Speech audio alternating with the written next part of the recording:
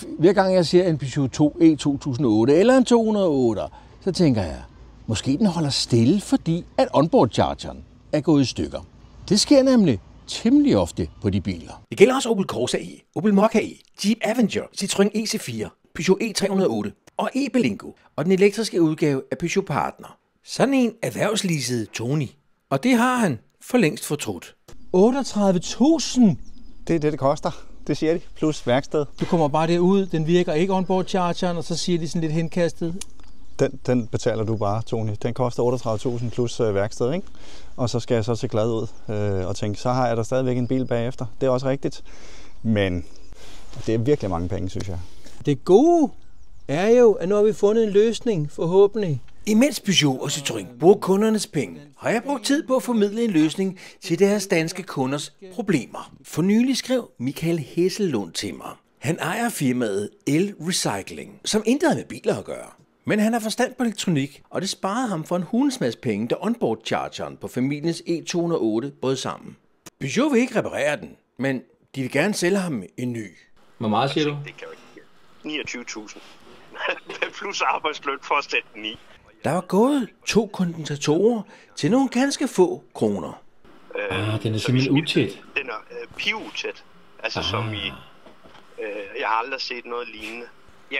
Jeg tror simpelthen, det er et dårligt ingeniørarbejde fra starten af. Og fordi det er den samme indmad i en lang række biler fra koncernen, så bliver det her måske et universelt fix.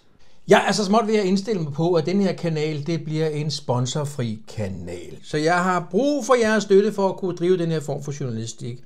I kan støtte mig på tier.dk/Anders med et valgfrit beløb per udgivelse, eller bare via MobilePay på 52 61 18 18, og tak til jer, der har betalt mig. Michael Hesselund spurgte, om jeg kunne finde nogle ejere, der havde det samme problem. Og så væltede beskederne ind. En af dem var fra Yasin fra Ballerup. Han har sendt mig en video, der viser, at hans onboard-charger er gået i stykker for anden gang. Den gik i stykker under garantiperioden. Ja, det gjorde den. Da den var dækket under garanti, der oplevede vi allerede problemer med den på det tidspunkt. Så tog vi den forbi Peugeot, Kofod Thomsen, tror jeg, ude i Hillerød. På det tidspunkt var bilen under garanti. Men lige når garantien udløber, så begynder den at drille igen. Jeg undrer mig lidt over, at hverken Peugeot eller resten af branchen har luret den her. Men da jeg ringer lidt rundt, finder jeg ud af, at Kettner i Aalborg måske også har fundet en løsning. Det er Sebastian fra Kettner. Et 96-nummer, så ved man bare, det er langt op nordpå. Kan I reparere dem? Ja, vi har haft held med at reparere nogle af dem, ja. Og det, som Sebastian fortæller, forbløffer mig. Det, der sker nede i dem, det er, at der sidder sådan 2 kabelsko dernede i, hvis du kan forestille dig det. Ja. Og der er dårlig forbindelse i dem. Og når der er dårlig forbindelse, så udvikler det varme. Og så tager det printe omkring der, hvor den kabelsko er. Ja. Okay. Der er jeg nødt til at sige, det er så simpelt enkelt et problem, at samtlige ingeniører nede på fabrikkerne kender til det her problem. Det er simpelthen noget svineri, og hvorfor hulen har de ikke indkaldt bilerne, lavet en aktion, hvor de hiver dem ind og strammer de der forhulede skruer? Især fordi, at det er forebyggende vedligehold.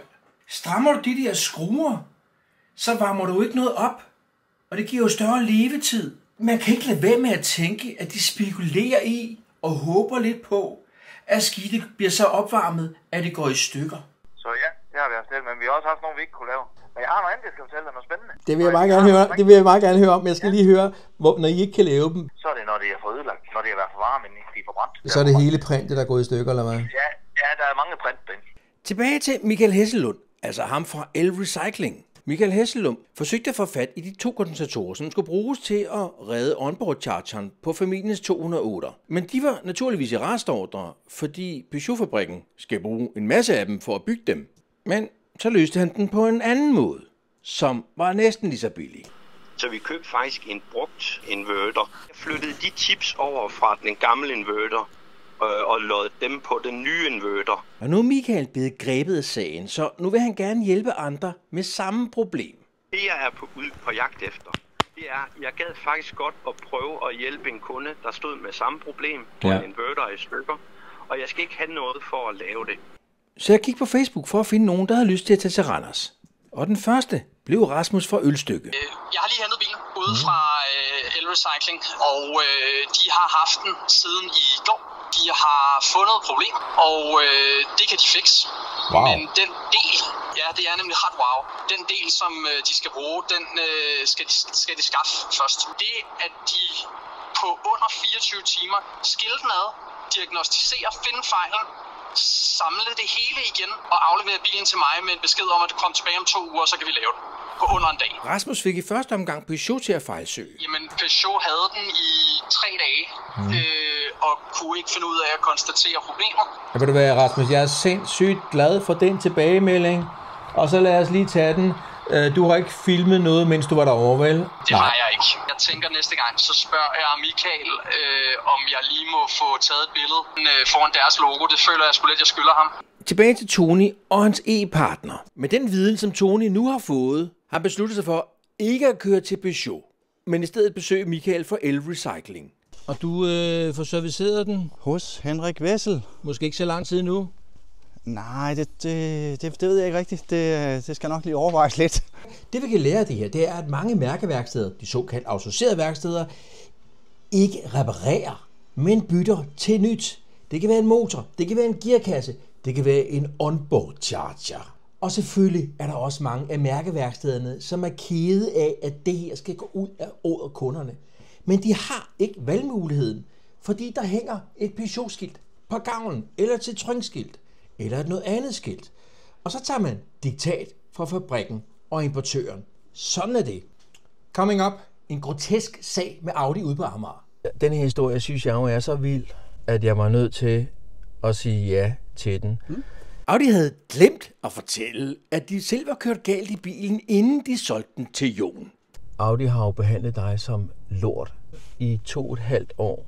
Og så har jeg måske fundet en løsning til de stakkels Jaguar I-Pace-ejere, som kører rundt med måske brandfarlige biler. Ja, Jaguar lovede jo mig at vende tilbage, men det er aldrig sket.